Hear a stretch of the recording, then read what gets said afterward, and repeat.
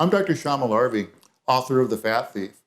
This is the second of 3 videos that supplement the book, that portion of the book having to do with the arrow that is reality. Now, it might be that the argument of the truth relative to obesity is enough for you. It might be that the truth is so powerful that it's like, holy cow, I can't believe I ever thought that way about the energy of food. And eating better now and losing weight is like falling off a log. I hope so. But if not, you're going to need some further tools.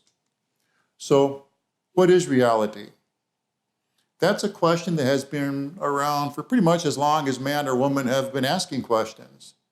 Descartes said that, I think, therefore I am.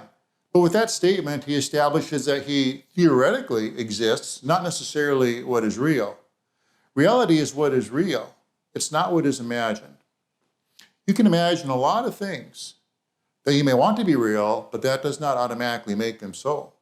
Action is required. You have to make it real. And I know you've seen the cartoons in my book if you've read it, and if you've not, you should. The book is that sort of intimate connection that will help me help you to change your thoughts and thereby change your world. It's primary to what I'm trying to do here. Now, there are many versions of reality. None of them are easily understood by regular folks like me or perhaps like you. And the scientists who imagined those various versions don't really understand them either. They just know more about what they do not know. Nobody really knows. This is, my interpretation of the interpretations.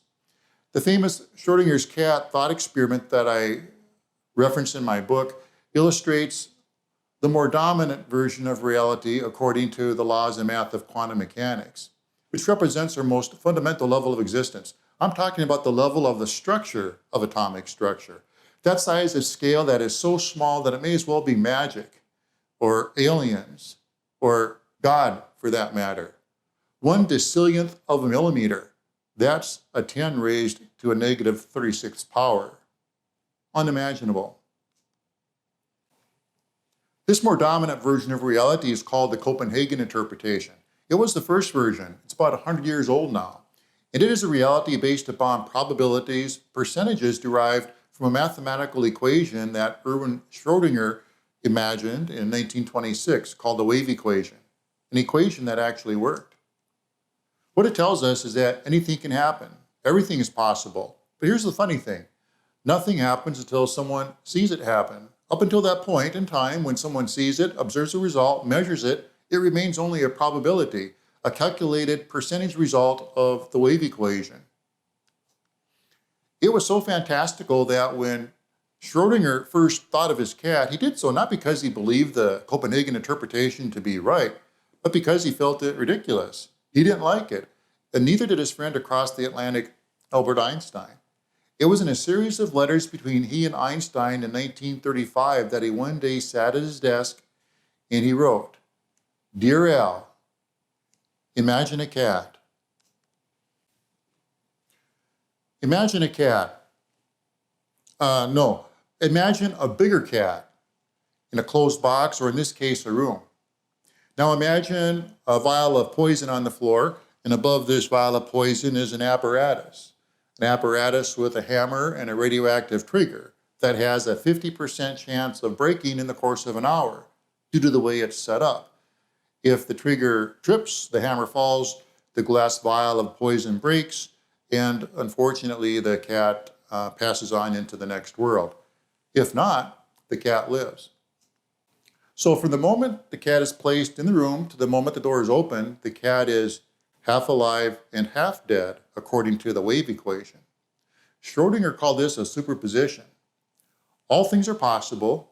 In this thought experiment, there are only 2 things possible: life or death, the live cat or the dead cat. And it's only realized when someone looks, when someone checks what has happened, when someone measures the outcome. And there is a 50% probability of either outcome. Now, the reality that the cat finds itself in is a small one. It is binary. There are only 2 outcomes, and the cat is completely and utterly powerless. In the real world, your current reality, you are not powerless, and there is an infinite array of outcomes. So version number 1, the Copenhagen, a reality of probabilities, Anything can happen, but only one thing does, and only when someone sees it happen. Einstein spent the remainder of his life searching for a grand unified theory that would disprove the Copenhagen interpretation. Schrödinger gave up after a number of years and then moved on to something else. But they both failed. The Copenhagen interpretation still stands, or I should say, it has not been disproven. The cat remains both alive and dead. The second version of reality is one of many worlds, parallel universes. I'm serious, I'm not making this up. Hugh Everett did, a theoretical physicist in 1957. In fact, more physicists probably believe in it today than did in 1957. The way it works, the many worlds interpretation, is that everything happens 100% of the time. Let me explain. In this version, when the observer opens the door, the universe splits, and there is suddenly a second observer in a parallel universe opening a similar door to find the contrary result from the other universe. Now again, in the cat's case, small binary universe, each outcome happens. But the observers are completely unaware of each other from their perspectives. There is only one universe to them, and there is no crossover between these parallel universes. Also, again, the cat is powerless, whereas in your reality, you are not. This version does imply that there is an infinite number of alternate yous in alternate realities. Some yous that are more fortunate and others that are less so. Weird, I know.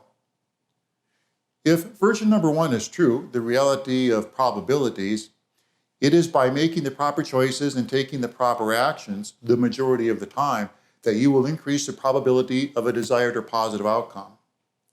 If version number two is right, the reality of many worlds, the proper choices and better actions will push you into increasingly better alternate realities. So the truth is, it doesn't really matter which scientific version of reality is true because the thought and action required is symmetrical across all versions in order to achieve a similar result.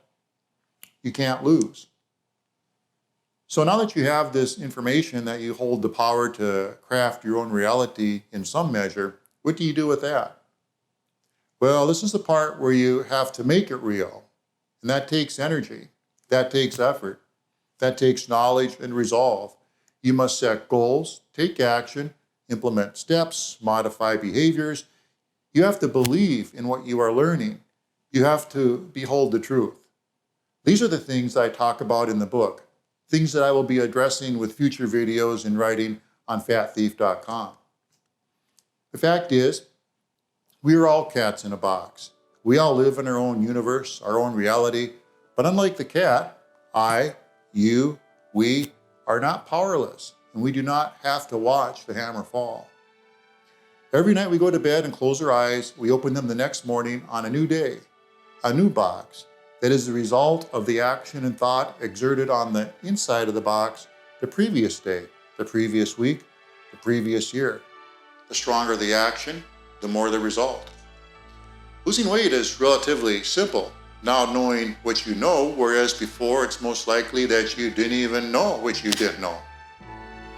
Now imagine applying the force of action from your thoughts to other areas of your life, writing a novel, inventing an apparatus that revolutionizes an industry, starting a business, going back to school, starting a family, growing in your faith. It's with all these actions born of your thoughts that change your reality as you progress through time. You think, therefore you are. It is what you want it to be, but you must first imagine it. You have to think it, then you have to make it real. It's your choice. If you can change your thoughts, you can change your world. You choose. God grant me the serenity to accept the things I cannot change, and courage to change the things I can.